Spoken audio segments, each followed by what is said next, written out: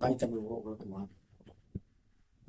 தமிழ்நாட்டில் Marxist communist கட்சியின் மாநில செயலாளர் ஐயா பே சண்முகம் அவர்கள் ஒரு கேள்வி வச்சிருக்கிறாரு.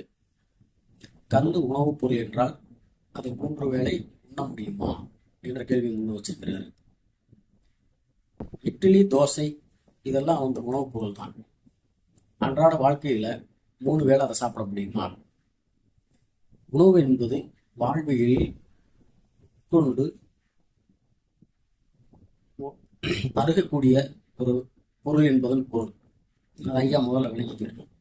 அதே போல கேரளாவில் இருக்கிற கம்யூனிஸ்டுகள் நீதிமன்றத்தில் கல்லை ஆராய்ச்சி செய்து அதனோட ஆதாரங்களையும் நன்மைகளையும் நீதிமன்றத்தில் சமர்ப்பிச்சிருக்காங்க. தயவு செஞ்சு அதை வாங்கி படிங்க. இல்லைன்னா அவங்ககிட்ட ஒரு 4 மடங்கு வாங்கி குடிங்க. 4 மடங்கு வாங்கி குடிங்க. நான் கல்லை குடிக்கிறேன்னு சொல்றேன், வேற எதுவும் எனக்கு தப்பா நினைச்சுக்காதீங்க. அதுக்கப்புறமாவது அந்த கல்லோட அருமை தெரியும். என்னடா பொசுக்குன்னு மலையாளம் பேசிவிட்ட? அவன் கிடக்குற மயிராண்டி